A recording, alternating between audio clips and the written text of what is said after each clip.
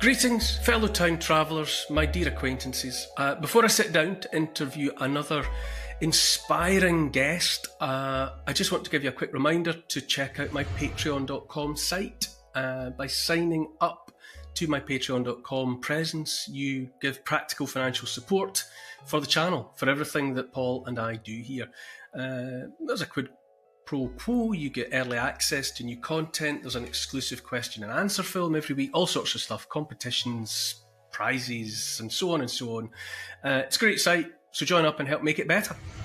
Okay, now it's time for a very interesting conversation.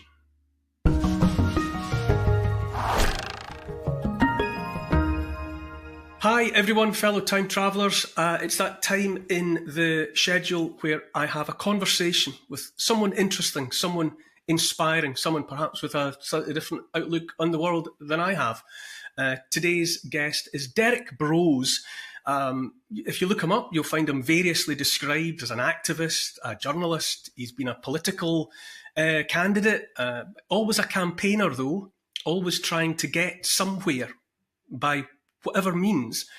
I met Derrick, indeed, I first became aware of Derrick a couple of years back at a conference we both attended in the English city of Bath, and it was dedicated, even by name, to finding a better way, whatever you think that means, a better way to live, a better way to organise society, a better way to be.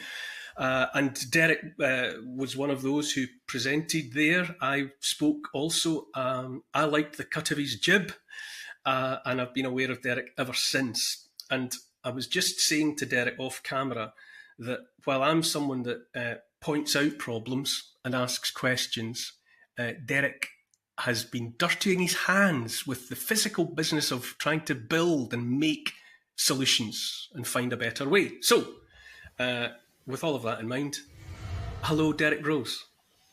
Hey, thanks for having me on, Neil. I appreciate it. No, it's a real treat. I've meant to have this conversation with you for a while, and I hope it will be the first of several over the months and years ahead. First up, I think it's probably helpful if you, in your own words, just give a bit of a sense of what you have been up to, what your background is. Well, thank you for that. So as you said, Neil, a lot of my work focuses on solutions. Today I wear a few different hats. I'm 39 years old, originally from Texas in the US. I currently live in Mexico. I am a freelance investigative journalist, which means that I write articles, I do investigations, I work for the Last American Vagabond.com, but I also have my own website, The Conscious Resistance, that I've been running since 2012. And I've written some books, I've made some documentary films, I do public speaking. I try to do a lot of different things. My core, I guess my root really is going into activism back in Houston, back in Texas. I started getting involved, started waking up, as a lot of us like to say, back in 2009, 2010, and just started paying attention to what was going on, not only with the government and, out of control corporations, but more specifically how I could do something about it in my local community. I've always been very much locally minded. Obviously, the problems are international and worldwide, but I think that the solutions tend to be closer to home. And so I spent the first few years really just involved in a lot of street activism. I was getting involved about a year or so before the Occupy movement launched around the world in 2011. So I was somewhat involved in that, kind of watching it with curiosity. Was inspired by former U.S. Congressman and presidential candidate Ron Paul early in my years, and getting me to question things. But ultimately, my activism led me to start a community group called the Houston Freethinkers, and we did everything from rallies and marches and protests to living in a community house. Was me and a couple of other guys who we hosted documentary screenings. We would have meetings. We had skill shares. We had a community garden.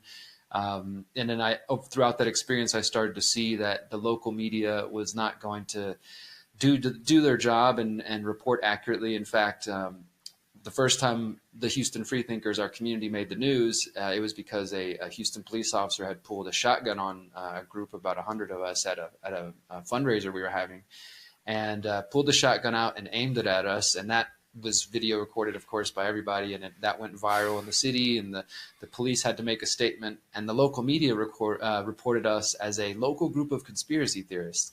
And I very quickly realized, okay, I can't trust these people to accurately report. So I just started picking up a camera. That's really how it started. I started picking up a camera, going to press conferences, questioning my mayor in Houston, questioning the police chief, and really just learning the ropes myself. I didn't go to journalism school. I've since taken a bunch of courses to just kind of pad my knowledge that I've learned on my own. But after a couple of years of doing that, I started to take it more seriously, and now it's become, my daily life. This is what I do every day. As I said, I organize where I can. I put out video reports and podcasts and interview people, and have written some books that are solutions focused. But I would like to mention that, that's kind of been my political awakening, I guess you could say, more focused on the state of the world as it relates to governments and how we can free ourselves in the physical sense. But my work also does have a spiritual element, if you will. And, that's why my website's called The Conscious Resistance. We try to explore that intersection of freedom in the physical sense, as well as the more internal sense. And, just what does that look like? The bridging of spirit and liberty. And that is largely because my background prior to getting into activism was actually that I got arrested at 20 years old, and I went to prison. I was addicted to drugs, and specifically I got addicted to crystal meth at 20 years old. And I spent my 19, 20 just being addicted, drinking too much. And then before I knew it, I ended up locked up the week before I turned 21. And that was really a major shift for me before I'd ever gotten into any of this activism. That was in 2005, almost 20 years ago.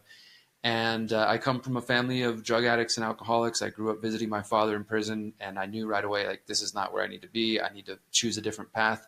So when I got locked up, I did a year the first time, and I would end up doing a total of 19 months in Texas state jails and prisons between 2005 and 2008. And it was in prison where I discovered meditation, where I discovered prayer, and I really started, I guess, kind of opening up more spiritually, having been very closed off in that way. And so I started doing just a lot of healing and working on that relationship with my father. So by the time I got out from all that, 2008, I was probably the happiest I'd ever been, even though I was now a felon and had a lot of, mountains to overcome. I had kind of moved past my depression, which was really the root cause of why I was using drugs and drinking. I, worked on a lot of those issues. And of course, that's a journey that continues to today. But that was really the beginning, I say, of like my real awakening, because it started with that first. Then when I got out and I was living in the city in Houston, I was, as a felon, for those who don't know, in the US and maybe in the UK as well, it's very difficult to get a job. It's very difficult to get rented, to get an apartment or a house somewhere, because people make all sorts of judgments once they find out you're a felon, and they make all sorts of assumptions. So I was spending a lot of time at the library, just applying for jobs and just trying to figure out what my next move was.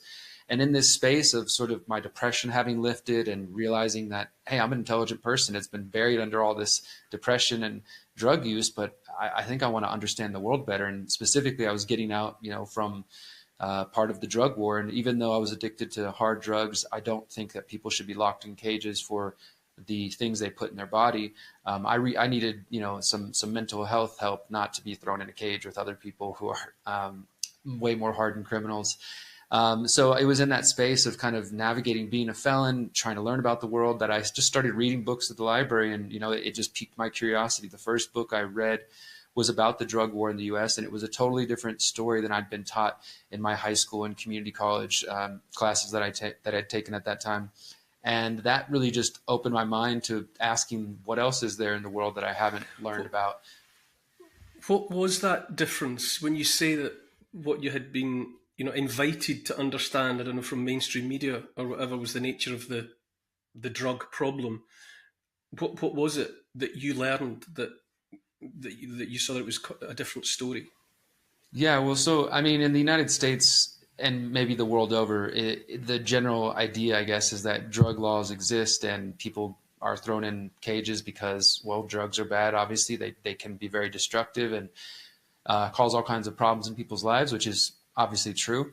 But I didn't really understand that there was industry influences. The first drug law that was passed in the United States was in 1914. It was the Harrison Act, And you can go back, and the book I read, by the way, is called Cannabis, A History, and it's just all about the scientific, the historical, the sociological, and cultural impact of cannabis, but specifically it looks into the drug laws too. And it showed that there was elements of racism back in the day in the United States, both against Chinese migrant workers, Mexican migrant workers, black jazz musicians. Sort of the story that, like, this cannabis, these drugs, that those black musicians are going to steal the white women. And a lot of this, there was a movie, a famous, infamous movie that came out at that time called Reefer Madness, it's a classic propaganda film if anybody looks it up. And it tells the story of, you smoke a joint, you're going to go crazy and, rape people and crash into the walls. It just, this really kind of hysterical look at it. That's what people were being shown and told. So there's that element, but there's also the financial interest. There was the oil industry, as well as others, that did not want hemp to become a major industry in the U.S. if cannabis was allowed to be made illegal, to continue to be legal, and people to learn that, hey, hemp has a lot of uses. You can use it for fuel, you can use it for clothing, you can use it for medicine, as we're now rediscovering 100 years later. That was all largely done because of big business. You talked to as well, another word that jumped out at me, spirituality. People generally, I think, are quite wary about talking about spirituality and faith and religion and things internal and transcendent. How do you characterize what you're describing as your spirituality? So I actually do define this. My first 3 books are called the Conscious Resistance Trilogy, and it gets all into this whole idea of the intersection of liberty and spirit. And I define spirituality as a practice or an experience that brings an individual closer to understanding their true essence, their true, what we are, whatever makes us up as an individual. And of course, that's a big question and a deep journey for each individual to find on their own. That could be the traditional, religions that we all are familiar with, and going to church and things like that. For some people, that moves them and that causes them to feel something greater than themselves, a higher power, if you will. And, for me, this was like a pretty big journey to come to because of my just experiences as a young kid. I was very much anti-religious. In fact, I would say when I was younger, I hated the idea of God. I couldn't fathom that could be a thing with all the pain and things I was dealing with related to my father. And, I've got drug addicts and alcoholics on both sides of the family. So unfortunately, I was exposed to a lot of this at a young age. And I think part of that was why I was so turned off spirituality or to the idea of that. And, it took for me to have this really traumatic experience which it does happen to people. Some people get locked up in prison. They call it jailhouse religion. But for me, I think I know it was a bit deeper, because I realized, like, I'm here for a year. I've got nothing but time. What am I going to do to try to understand, like, how I got here? And that was, my grandmother started sending me books on prayer and meditation. She's been one of my greatest spiritual influences in my life. And so I started just, diving in and every day just putting time to be in that sort of meditative, prayerful, peaceful state, started journaling a lot and reflecting. And it led me to a place of not only exploring my own family history. My family is indigenous, native to Texas, has been there for probably ever. And so I've spent the last decades or so learning more about Native American spirituality in the U.S. So, I go to Sundance, and a lot of my prayers and my spirituality is based on that. I do believe in a creator, but it might not be the same language that folks might use if they're coming from a Christian or Jewish or Islam background. But yeah, for me, it's just tapping into something, again, whether meditation, prayer, a nice walk, being in nature, et cetera, these sorts of experiences that, cause us to kind of be in moments of awe where we step back and realize, like, I'm not the biggest thing on this planet. Maybe there is something bigger at work than me, right? And I think more and more of us are feeling that in the past years with everything we're seeing in the world. It's very interesting listening to what you've said so far. You started out by saying that you were interested in community and local activism. You're finding local solutions where we definitely have for a long time existed. Certainly, in a Western world of it being forced upon us that there are one-size-fits-all solutions that come down from above. Big government, big corporate decisions that we're all supposed to just accept, where you're much more about you're instinctively, or you have learned to be more cognizant of the individual. And then when you talk about your spirituality, I think it has a very personal and immediate sound about it, and I do think, and I wonder if uh, the strength behind and the determination behind your activism is because you're a grassroots soul. That you believe that it starts with you, and that it's about finding like-minded people and finding solutions that fit in the immediate ecosystem, rather than waiting for some distant government solution to come down from elsewhere. Absolutely. I mean, I talk about localization, and in the last couple of years, I've been kind of getting in the habit of reminding people the most local you can go is in your own heart and your own mind, right? So as much as it's important to be educated about the problems of the world, obviously we've experienced a lot of totalitarian measures the last few years, and if we weren't educated about it, then we couldn't put up, some resistance and push back and talk about having a better way and alternative paths. But I do think that in order for us to approach these situations that we're dealing with from the most balanced, maybe heart-centered place, it does start with getting right in your own mind and your own heart. I'm of the belief that no matter your age, your background, your ethnicity, your nation of origin, that every single one of us as human beings struggle in different ways, some bigger than others and some smaller than others, with doubts, fears, insecurities, limiting beliefs. I know that was for me at a younger age the major roadblock. Like, I definitely didn't have the confidence at a younger age to speak the truths that I felt internally. And it took me to work on, I had a lot of self-hate. I had a lot of self-doubt and, just judgment and things that I had to work through in order to get to a place to say, you know what, I care enough about myself to want to help other people and to want to fix the world. Because before, when I was, I had several suicide attempts before I turned 18. So I definitely wasn't even really didn't think I even wanted to be here.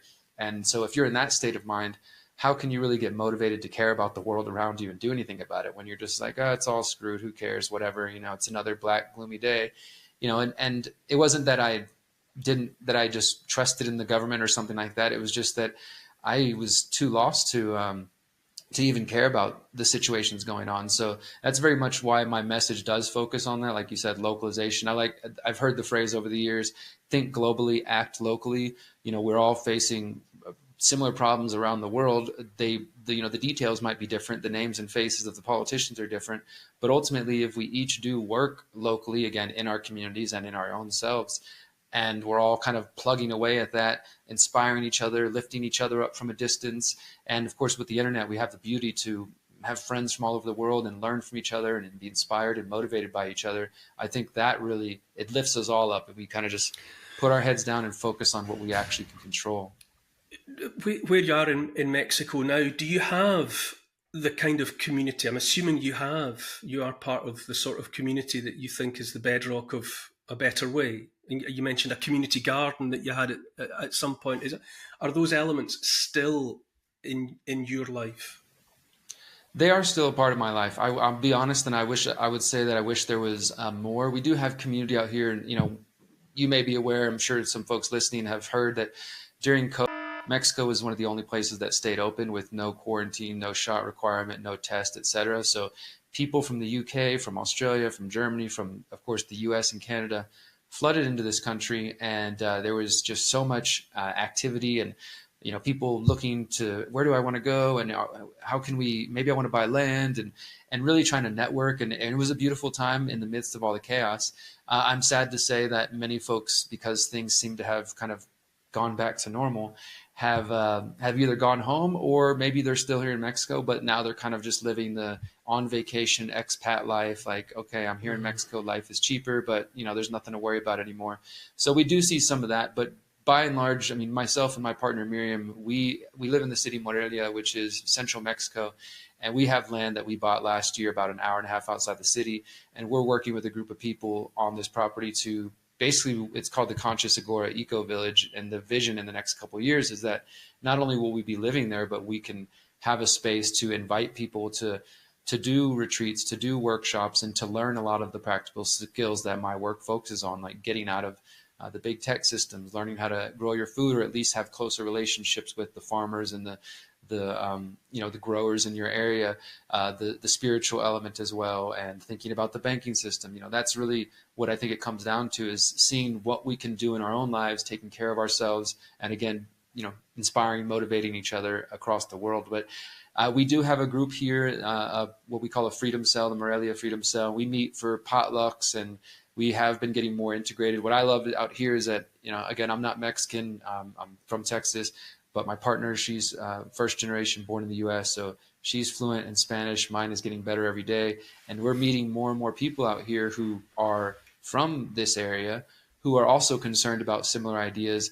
And so we're getting, we just got connected to a local community garden where they do an organic market every other weekend, and talking to those people about, what kind of projects can we work on? How can we collaborate together? Because again, even though this is not where I'm originally from, I feel like anywhere I move, whether I move to the UK or move to Africa or anywhere in the world, it's just part of my nature. Like you said, maybe it's that grassroots sort of history that I'm going to want to, sink in and see how I can collaborate with other people. I've sensed for a long time.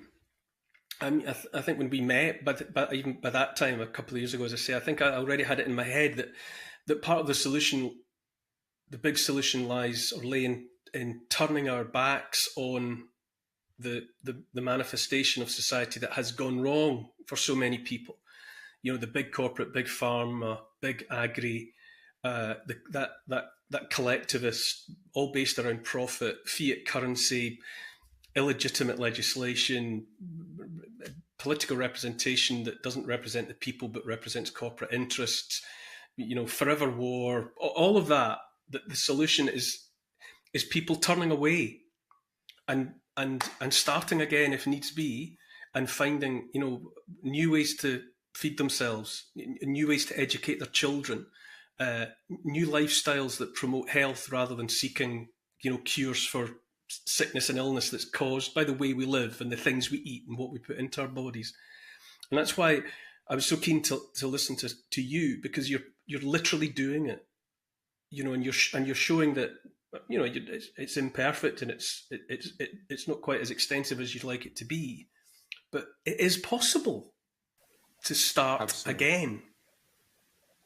Yeah, I think that's a tough one for a lot of people. In fact, as we're recording this conversation, that the UK has recently had elections. There's some chaos going over in the United States. There's a lot of people, I think, confused and looking for answers. And during the election season, people who have previously thought there's no way we're going to change the world for the better within the political system. We got to focus on ourselves. We got to build community. The hysteria sweeps in, and many people start going back like, okay, let me try one more time. Maybe this person is going to fix things for me. I really tend to see that, not to say do whatever you want. If you think voting serves you, I encourage you, again, to go as local as possible. You mentioned that I ran for office. I ran for mayor of Houston in my local community because I felt like, well, if I'm going to have any impact or spread any ideas, I want to do it in my own community. But beyond that, I encourage you to really vote for yourself, vote with your actions, the way that you live every day of your life. Because I think, honestly, that this idea that if we just press a button every 2 to 4 years and we can just trust this man or woman to do what we say and to, create the better world that we truly want, it really is just an outsourcing of our own power from where I stand. That obviously there are some problems that are worldwide, and we as individuals can't necessarily just stop the wars, right? As an example, we can't, fix the soil that is depleted that leads to those problems you were talking about, the nutrient and mineral deficiencies, which are really the root cause of why so many people are ill. Those things won't be fixed overnight, and they can't be fixed by an individual. And so I think we sometimes buy into the idea, well, that's why we need government to go fix it, and they're going to take our collective will and then they'll do good with it. But I think, I'm 39, so I'm still a younger guy, but I've been around long enough and watching these things happen that it doesn't seem like that's a logical solution. I guess what's that saying about the definition of insanity, doing the same thing over and over and expecting different results. So I don't look at those systems as hopeful, but that doesn't mean that there's no hope. One thing I think I've noticed, especially in the last few days, is that people, if you discuss this idea of, well, maybe not voting in the elections isn't the best we can do. Maybe there's more action we can actually do in our own lives. There's steps you can take right now to create more freedom in your life that don't take any money. You know, you could choose to get off big tech browsers and search engines and stop handing your data over to them. It's a small little thing, but it's taking a step towards the right direction, right? When I say these sorts of things, and as I outline them in my book, How to Opt Out of the Technocratic State, people will, I think, make the assumption that by not voting, that means you're giving up or that you're apathetic or you don't care. But in fact, I see it the exact opposite. I feel like, again, I don't want to just outsource my power and press a button and expect somebody to do things for me. And even if you do that, even if you do go vote and you press the button, still in the meantime, do things in your own life, in your own community, in your families, your churches, neighborhoods, etc., that will empower you. And, you know, for example, we're about 90 days away from the US elections. And I imagine that if somebody, upon hearing this conversation, and let's say they're in the US and they're paying attention to that, if they were to start a little, you know, windowsill garden or a backyard garden, or start taking steps to get off big tech tools and really dedicate themselves to that, or say, you know what, I want to learn more about this permaculture thing and growing food. So I'm going to start watching some documentaries, taking some online courses. And you spent that next 90 days dedicating yourself to these different tasks, which I outline in my book. Then you go to the election and you go and vote, and then look at the return that you get from both of these things, whether your candidate was to win or not. On one hand, you're going to have a garden, you're going to have some new skills, you're going to have some more privacy, and on the other hand, you have at best a hope that somebody you chose wins, and at best a hope that they actually follow through with all the promises they made and do them, right? And so I just feel like even if you're going to play that game, there's so many other ways that we can actually serve ourselves. And more importantly, I mean, this goes back to me, the spiritual beliefs in our indigenous communities. We talk about the 7 generations and beyond, and that we need to think not only about ourselves and our children and our grandchildren, et cetera, but the 7 generations and way beyond that. So the people that we're never going to meet, that are not going to be here, will be long and dead and gone, but they are 100% depending on us right now in this moment. I mean, I truly believe this is a historic, special moment for humanity where we can choose to step up and, as you said, kind of turn our backs on these systems and choose another path.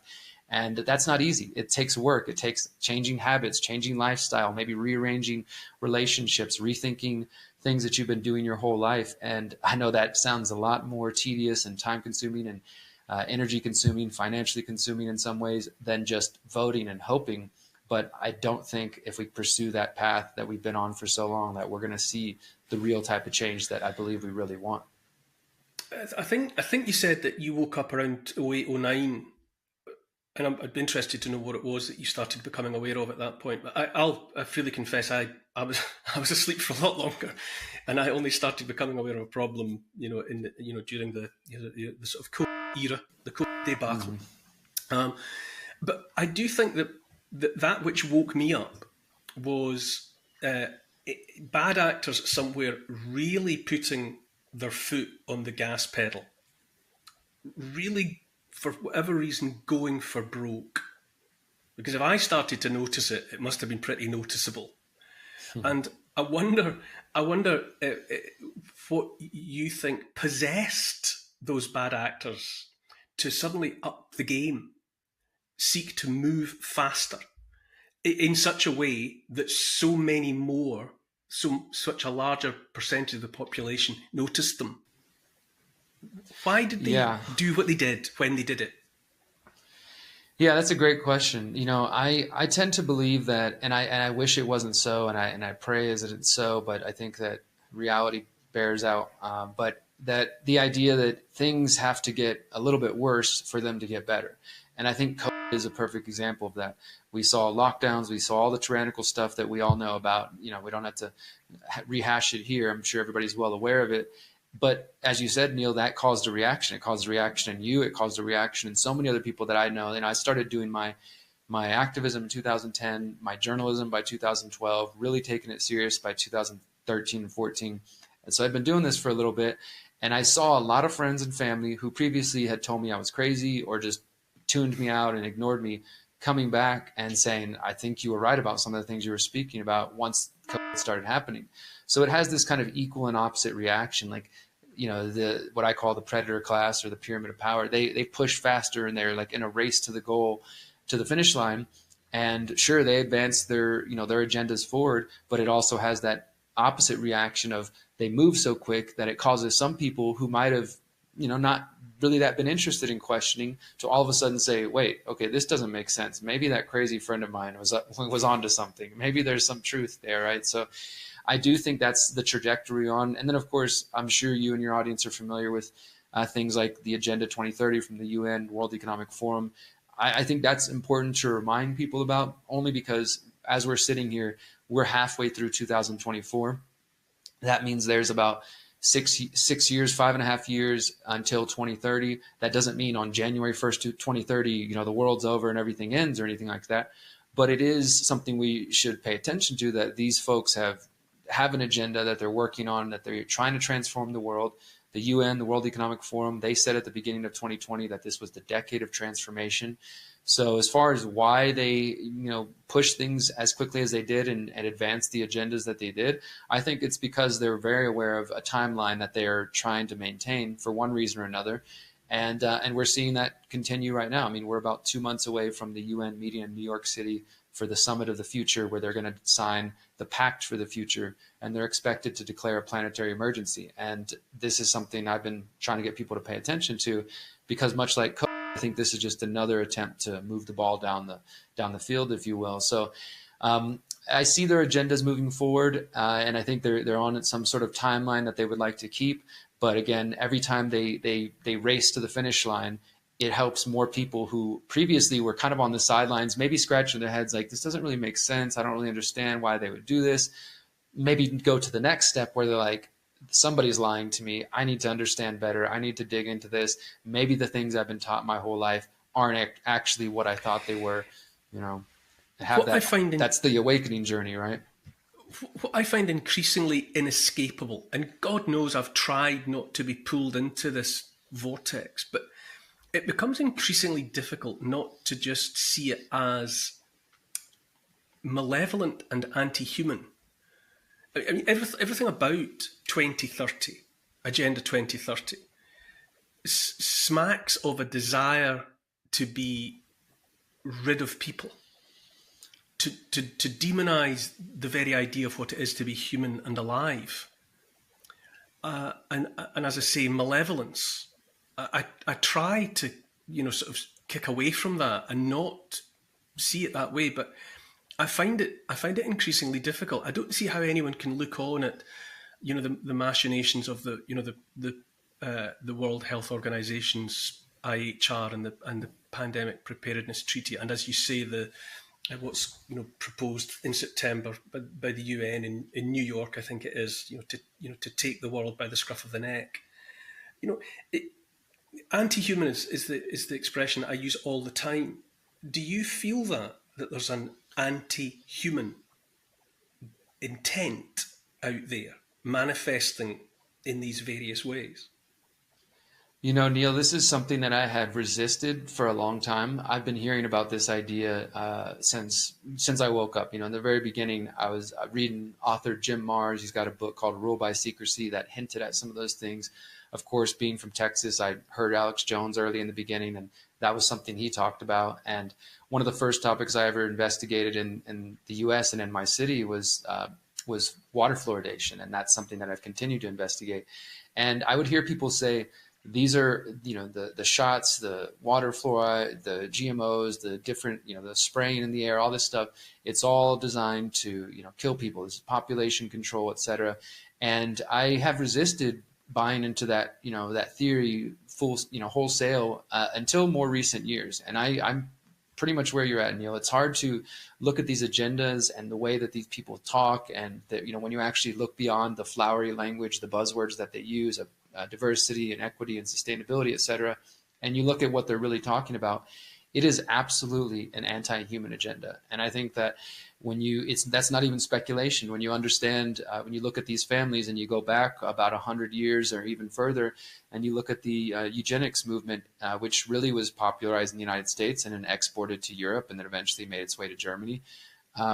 these people have, from the beginning, including the Rockefeller family and others, have talked about population control, and they've talked about doing it a number of different ways. And so the idea that these ideologies, this idea that there's too many humans, that we need to lower the population, or at the very least keep the human population sick and diseased and barely capable of forming complete thoughts and sentences, I don't think it's outlandish at all. And for those who have done the history or who haven't, you look at the Club of Rome. I've done some work on them. Organizations like that, they're still around. They're some of the earliest proponents of this idea that humanity is the problem itself. And they put out a paper decades ago called The Limits to Growth that discussed this idea that we needed to put in the minds of the people that humanity is essentially the problem. And so the answer then is to try to curtail humanity's freedoms, our liberties. And this is why we, why we see the discussion around limiting our ability to drive vehicles or to decide what goes on our plate, and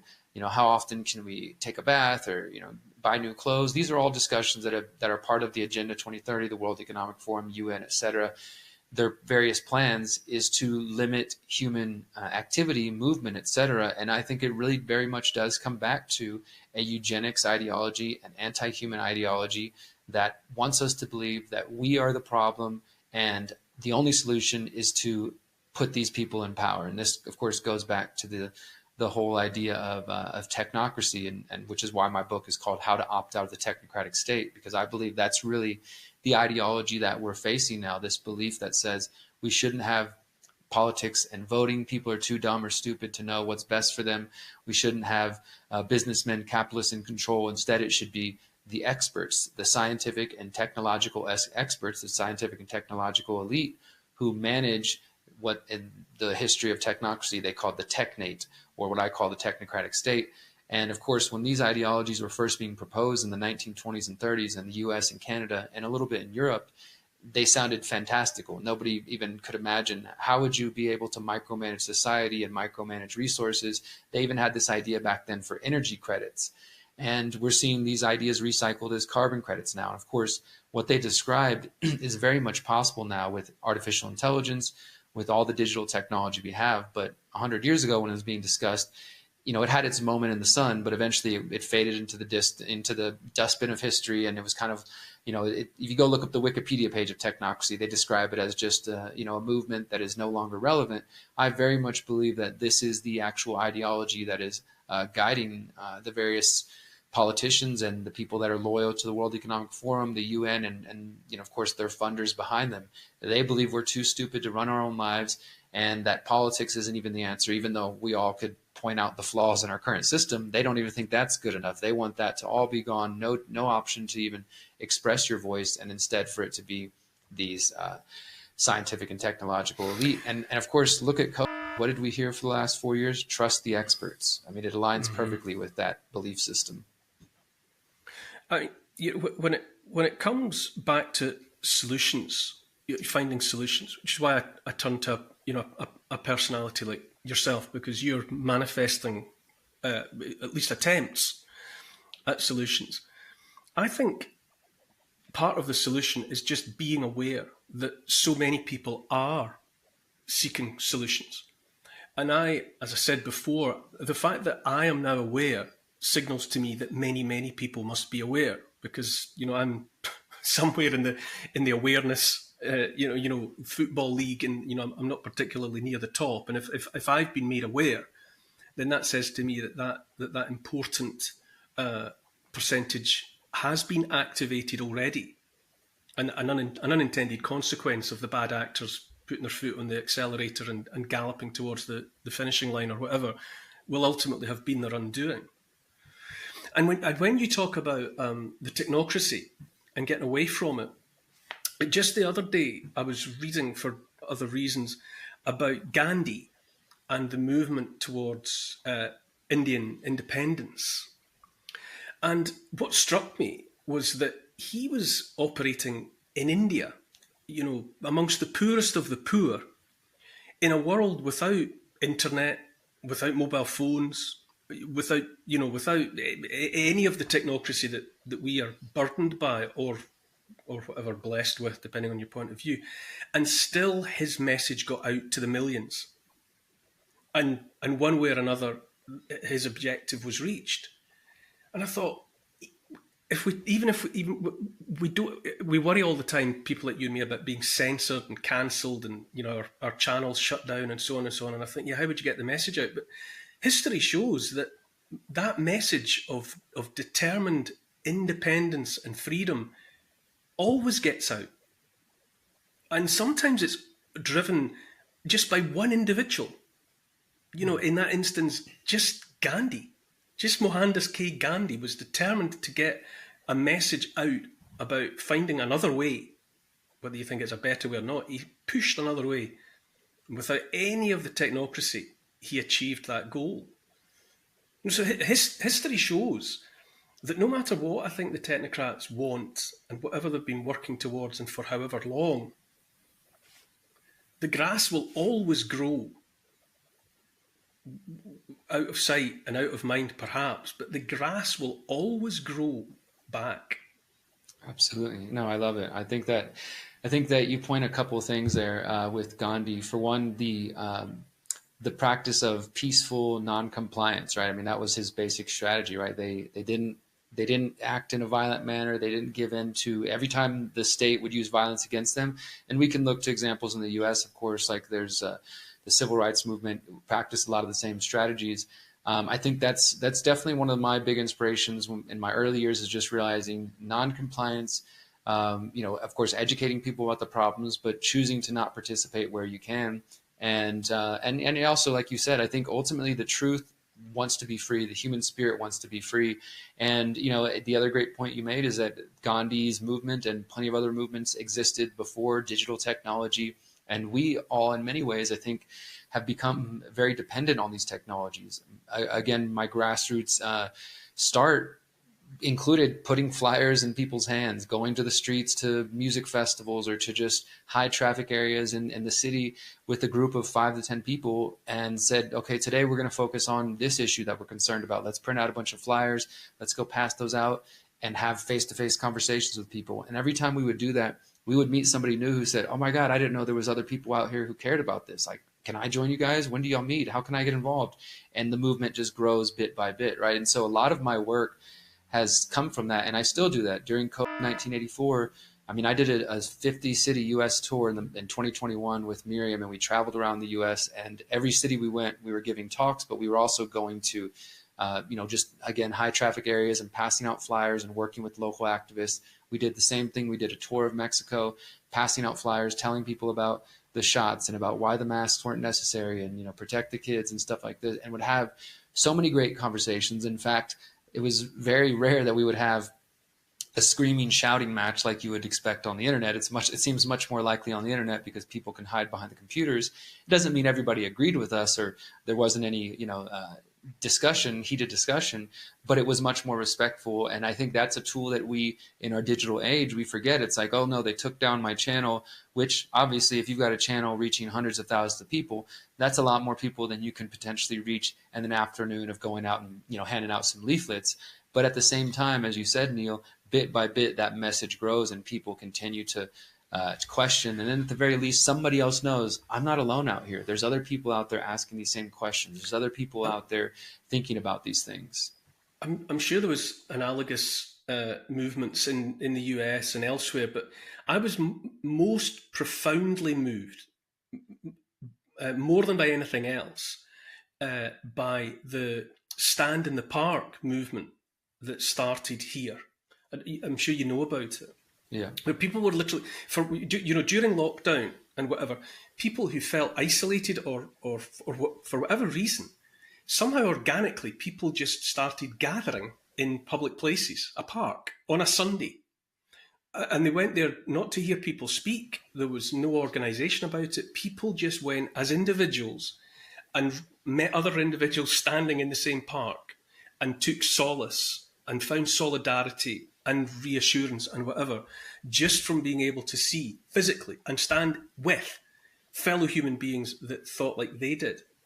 And that's such an untechnical, untechnological, human, profoundly human response, to a threat and to a challenge. And Absolutely. whatever happens next, I will always those groups are still meeting. And around here, all over the place, we hear about it in Scotland, in England, all over the UK. Those stand in the park groups that found each other then are still meeting. And I think the technocrats can't and won't ever defeat that, because that is as perennial as the grass. That just comes. Absolutely. And I mean, that goes to why they would want to keep us apart, right? Because there's something about, as we know, looking at another human being, hugging someone, shaking a hand, smiling, having a face-to-face conversation.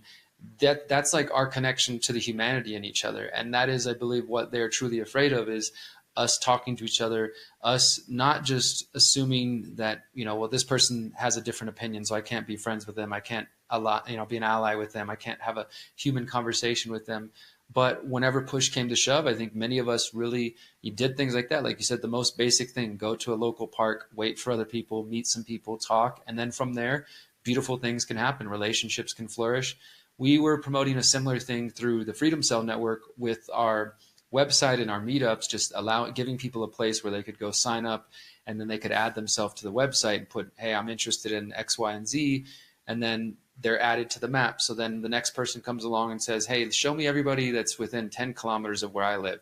And all these people pop up, and they can click on their profile and say, oh, this person seems similar. Oh, look, there's a group in my area. They're meeting up next week. Let me go check them out. And as we were traveling across the US and Mexico, and even when I came to the UK last year, I mean, I met people who told me, I was locked down, I was so alone, and then I used the Freedom Cell Network website to find other people in my area. Now we're growing food together. Now we're homeschooling our kids together. Or at the very least, I just realized I wasn't alone, and there were other people at a time when I felt isolated, depressed. I was being, gaslit by the media and told that I'm crazy for thinking these things. There's just something very powerful that I don't think these technocrats can override, and that is just the humanity, the face-to-face connection, and that's why it's so important, for us to, when we can, gather in person. Obviously, the digital tools are useful. I'm not anti-technology by any means, but they also can only go so far. I mean, they can do beautiful things for us, but there's something that the human spirit, the face-to-face connection, really, there's nothing else that I think can compare to that. Listening to you talk, I've become very aware and very impassioned in recent years about natural law. I think some of what you're talking about is the natural law. And Absolutely. I've begun to absorb a sense that, the universe wants the best for us. And if we align ourselves with the natural law, I love the fact that, every beehive is aligned, every natural beehive. The structure inside is aligned on the angle of the Earth's axis of rotation. The bees build in respect of what they sense of the angle of rotation of the Earth. And I think the all of nature's like that. And that if you seek to pervert or subvert nature, it will eventually kick back against you. And the longer you subvert and the harder you subvert the way the universe wants the universe to be, then when the bad actors lose the strength to continue, the kickback against them will be as strong as they had the energy to sustain that subversion of the natural law. But just also, you mentioned there about homeschooling. What do you think about the best way to contemplate that? Because I think a huge part of the solution is in relearning how to educate our children and ourselves, because I also subscribe to the idea that education for the longest time has been indoctrination. Absolutely. And we need to find a better way to begin the whole process of. I love the fact that education is Latin and means to lead out. Educo. It's not to push something in. It's to coddle and bring forth that which is there. That's educate. Mm-hmm. And I wonder what, in terms of the community and your experience of people at home educate, because I think that there might not be a more important aspect to all of this than education in the whole-souled meaning of the word. Yeah, to lead people out of darkness, right, including ourselves. I mean, 100% Neo. I mean, I've done in my Pyramid of Power documentary series, I have a whole episode on big education, exploring the history of the education system, the education model, and it very much was designed with the purpose of creating obedient worker bees who just can go into the working class and not have to think too much and punch a clock and all that fun stuff without actually having critical thinking, which is the real thing we need, right? We don't need children who just and children who become adults who just repeat what they're told and don't question, don't think on their own. I see that as very, very much core to the problems we're facing. Like when I was speaking earlier about the 7 generations, I mean, I don't have any children yet myself, but I have 6 nieces and nephews who are all now 15 and under, and of course have witnessed the insanity. And as an uncle, I very much try to be there in their lives because they are in the public education system. That's their parents' choice. And I try to then understand, okay, if they're not going to be homeschooled or alternative school. I mean, really the beautiful thing about the world we're living in right now. I mean, I know people who focus on homeschooling, people who focus on what they call unschooling. There's now forest schooling where, people are teaching the kids to be more involved in nature as well as getting more of a traditional education. They're learning practical skills. There's just this increase of alternative types of education available. And then, of course, the beautiful thing about the internet itself is that children, obviously there's a lot of garbage out there, but if you teach a child critical thinking, the world, I mean, is at their fingertips. Just as one example, like every time I'm talking with Miriam and we're just having a conversation and something comes up that we don't know the answer to, like, oh, where did that phrase come, or what's the origin of that? We don't have to live in ignorance. We can pull out the computer or the phone and do a little bit of research, and then all of a sudden we understand, right? There's no reason for ignorance, I think, in our world. And the kids available today that are alive today have much more opportunities to educate themselves in alternative ways. Again, there still, I think, needs to be some level of kind of structuring and a flow to that. But there are many more opportunities than we've had in the past, instead of just, well, send the kids to school and whatever's in the school books, that's what is facts. Pay no attention to who funds those books and who wrote the books and what their financing and influences are. And, another point that I've become aware of, that I hear that parts of Europe, homeschooling is already illegal. I think Germany may be one of those places. I've heard from a few people. And that to me is really dangerous. The idea that you can't even educate your own children in your home or in your own way outside of the state's hands. I definitely think that we don't want any other places, the United States, the UK, anywhere to go in that direction. That is, I mean, talk about natural law. To me, the idea that the state, this government, this entity could get between a parent and child relationship and say, you don't have the right to teach your child in a way that you feel is best. You have to send them to the institutions that we ordain, that we say, where we set the educational model, is just, I think it goes against everything. You talk about natural law, it goes totally against that, and any just idea of common sense, really, for me. And so it is important. It's important to be influential in the young people's lives around us, to try to help them navigate not only just the political world and try to understand quote unquote conspiracies and question the government and things like this, but just basic tips and tools for life that I think sometimes we forget to pass down to the next generation, to give them a little bit more maybe of a leg up than some of us had, right? I mean, I feel like I didn't really start understanding the world till I was in my early 20s, after struggling quite a bit. And I don't blame any adults in my life, but it would have been amazing if there were other influential adults in my life who I was looking for answers, who said, look, let me give you some tips and advice on how the world really works, or let me just, give you a little bit of empowerment that you might need as you navigate this crazy world. I think sometimes also we get in this unfortunate habit of not necessarily understanding how powerful and how intelligent children really are, and how much they can truly understand. Now, obviously, there's some things and conversations that have to wait till appropriate ages and times in life. But by and large, the way I've approached my being an uncle to these beautiful 6 children is to never treat them like they're ignorant little children, to talk to them as they are, to talk to them, I wouldn't say as adults, but with respect, and not trying to talk to them as babies or, pat them on the head, but to, meet them where they are and to be real about the world around them. And obviously, again, age appropriate, but knowing that they're capable of understanding things much more than we give them credit for. And if we empower them and we give them tools, they'll rise to the occasion. They'll become even more educated and more comfortable in their own skin, which is really what we need, because this world preys on our doubts, our insecurities, and those struggles that we have often when we are in our younger years, in our teenage years, as we're trying to understand the world. So it's so important to find ways to educate the kids outside of the traditional models that most of us grew up in. I feel that it's about deprogramming, actually. Yeah, I think a lot. I wouldn't like. I never know. I'm never confident about identifying when I think certain things or trends started to happen.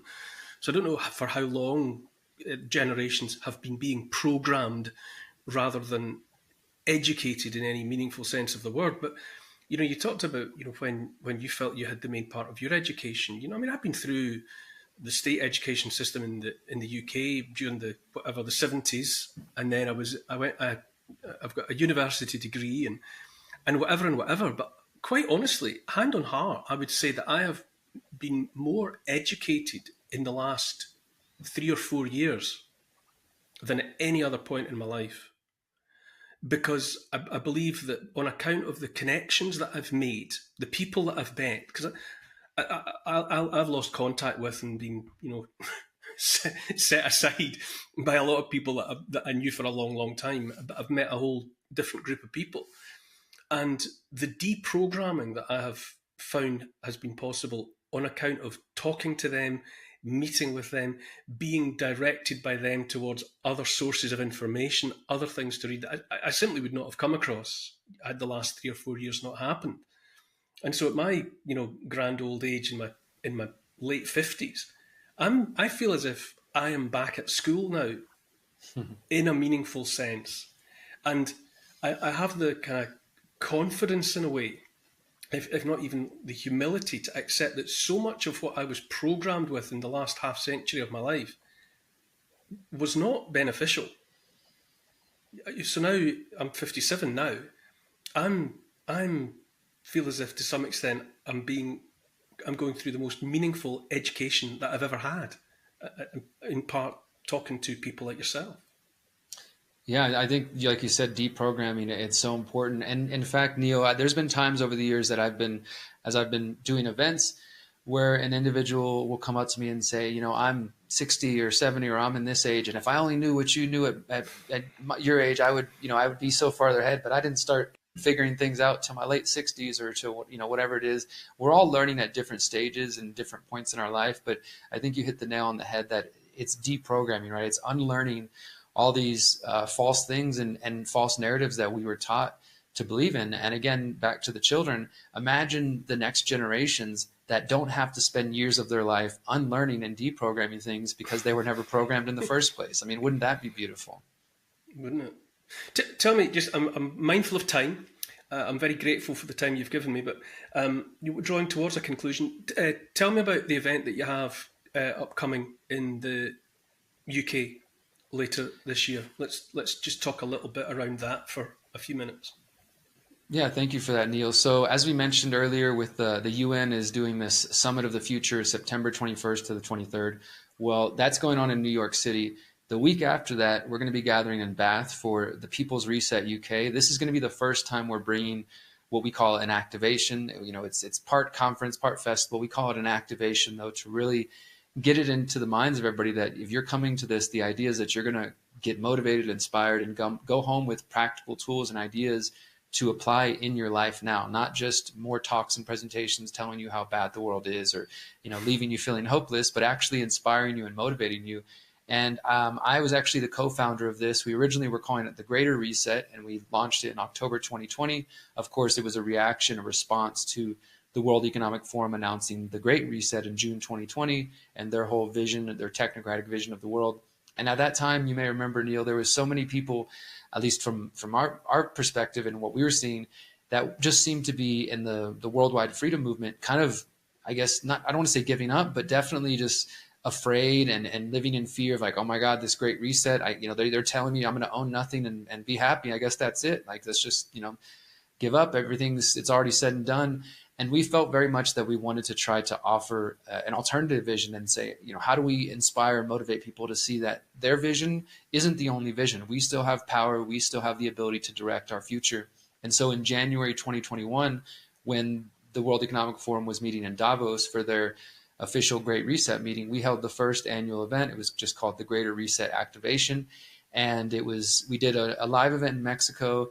And then my buddy, John Bush, who's the co-founder, he was hosting in Texas virtually. And this is, of course, the middle of lockdown. So we were lucky to get 90 people to show up and in person. But we had 100,000 people tune in online from more than 27 countries.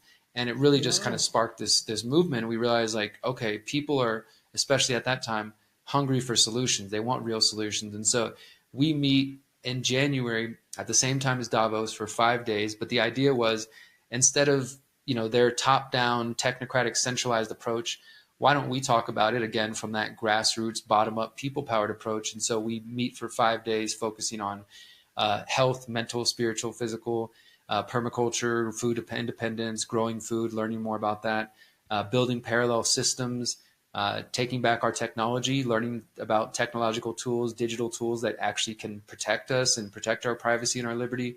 And then the fifth theme was building free and conscious communities. So that could be like learning about alternative education systems, learning how to organize your freedom group, a whole bunch of different ideas. And as I said, the first event was very successful. So we continued on, and we've now had 5 events. Our most recent one was in January of this year, and it was the Greater Reset Manifestation, the 5th one. And we sort of concluded this narrative, this trajectory that we were on. And now we wanted to kind of step away from focusing on the Great Reset, the World Economic Forum. So we've rebranded it to the People's Reset now. And at this 5th event we had in January, actually, Dan Aston Gregory, who's over there in the UK, I actually met him at the same time as I was connecting with you at Better Way in Bath last June. And I was really impressed by Dan, and we talked, and he interviewed me, and we just really hit it off. And then I invited him to come speak at our event in January in Mexico. And he was blown away, and he had an amazing time. So he said, you need to bring this to the UK. You need to bring this experience, because again, we have the 5 themes, and our event is usually 5 days. The one in the UK is going to be 3 days. So we have speakers, the main stage, but really what I think sets us apart is there are these elements of decentralization where anybody who attends can host a workshop. If you're a speaker, you can host a workshop. So we have the main stage speakers, but then we also organize workshops that happen in the morning, in the lunch break, in the evening. And then people just organize, their own potluck gathering, or just like the stand in the park. Hey, meet us up over here for a discussion on this topic. And then there's concerts, there's dinners, and all of this beautiful thing. Like we kind of curate some of the schedule, but honestly, the best part are the things that the people attending contribute. And really that's what makes the experience. And so Dan came, he had a great time, and said, look, I want you to bring this to the UK. And sure enough, here we are, we've now announced it. It is going to be happening September 27th to the 29th. So it'll be a Friday, Saturday, and Sunday. We're actually going back to Bath, and at the same hotel that the Better Way conference was held at. It just ended up working out that way. And so we are, again, we're focused on solutions. There's no presentations that you're going to come hear about the problems that of the last 4 years. There's a time and a place for that, but that's not what we focus on. We want you to come here with your pen and your pad, and knowing that you're going to get information in these different areas, because we try to take this holistic approach. As I outlined in my book, I think that we've seen the tools that these people are going to use. They're coming for our money. They're coming for the kids. They're coming for, our privacy, pushing digital identities. They're coming for our spirituality, our mind, our spirit. We can see these different kind of attack vectors. And so we want to provide solutions in these different ways, practical, applicable solutions, depending, no matter where you are in your on this path. Like for me, I haven't used a bank since 2008. I don't have a relationship with some of the various government agencies back home. And I try to live my life in that way, but that's not necessarily saying that that's what everybody has to do. Instead, what we try to do is offer up solutions and say, here's somebody doing something great in this area. Here's somebody doing something great in this other area. Take what works for you in your community, in your neighborhood, your country, bring it back home. And then if, again, back to where we started, Neil, if we all go back home locally and apply these ideas, then we will see real change. So we're super excited because, as I mentioned, the UN's holding their event, the Summit for the Future. This year, our theme for the People's Reset in the UK is our summit for our future. Once again, how are we going to navigate the coming years into 2030 and beyond? If these people are meeting night and day, hosting gatherings throughout the year, putting out white papers and documents, I believe we need to put as much energy into that. And the People's Reset is part of that energy, part of that effort. And the other thing I'll mention is the entire event is streamed for free. We've always streamed it 100% for free. That's how we have people tuning in from all around the world. And we want people to get this information. We also take all of the talks as soon as they're done. I usually edit them up. We edit them up and we put them on our Odyssey channel. So you go to the Greater Reset Odyssey channel right now, you'll find more than 180 hours of free solutions-focused talks from every single Greater Reset, 1, 2, 3, 4, and 5, on permaculture, building parallel networks, technology, mental, spiritual, physical health. All of that information is already available for free, and we're going to do the same thing with this one. We're going to have 24 speakers. We're expecting 20 plus workshops. There's going to be a concert. There's going to be comedy. There's going to be a community networking night. There's going to be a cacao ceremony. And so we'll have a little bit of everything for every different type of person. And of course, the best part, as you know, Neil, is coming in person and just connecting with other people who are thinking about these ideas. Well, yeah, I'm going to be there. And you're going to be there, of course, so we're excited about that. Also. Just quickly tell me, how have you been operating without a bank? What do you do? It's how do you operate in the world? I'll share this. I did mention this earlier. This book is downloadable for free at theconsciousresistance.com/how-to, theconsciousresistance.com/how-to. There's also a free audiobook people can check out. It's available in French and Spanish. So I cover that in the book, but the reason what I will say for now is that it's not an easy path to navigate. I stopped using banks in 2008, not because of any really philosophical objection. I haven't really quite woken up to that point. I was just a young kid who had a bank, and I overdrafted a few times and was like, maybe I'm not so good at this bank thing. I need to step away from it a little while.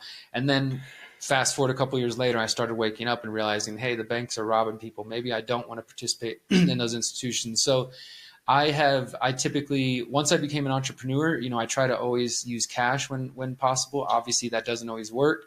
So over the years, I've had to use what I call half steps or half measures. So I was using PayPal for a while before, of course, PayPal started censoring people.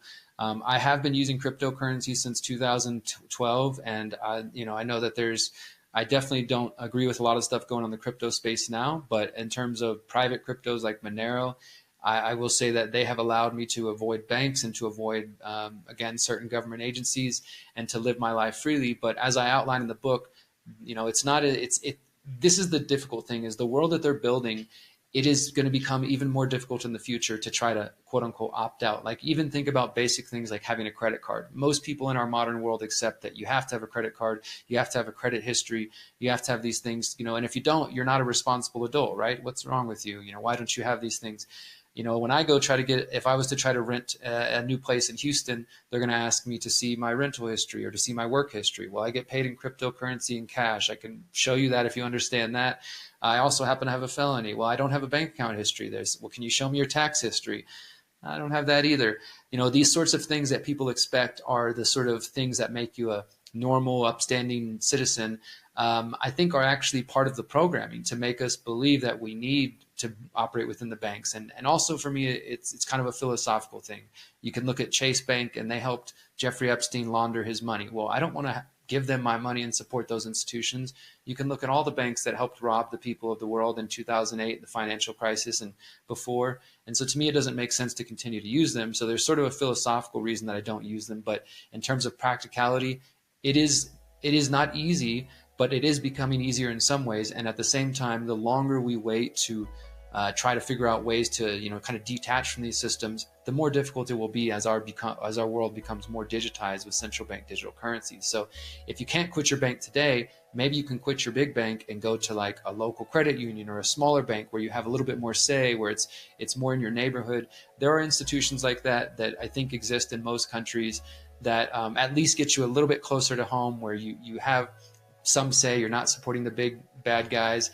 And that is a step, I think, in the right direction. And then from there, each individual can decide how much further they want to go. Ultimately, my message in my book is not to say, live my life because I've got it all figured out, but for each of us to decide, how do I want to relate to digital technology? How do I want to relate to these systems?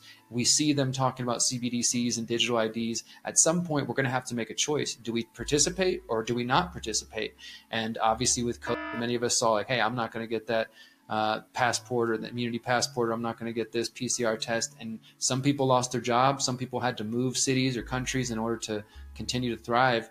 My message is essentially like, if we are forward thinking and we see what's coming and we see what they've already done, and we start working on solutions now, we'll have a better option to actually thrive into the future, instead of tomorrow you wake up and now your money's all CBDCs and you knew it was coming, but you chose not to do anything. And then, oh no, what do I do?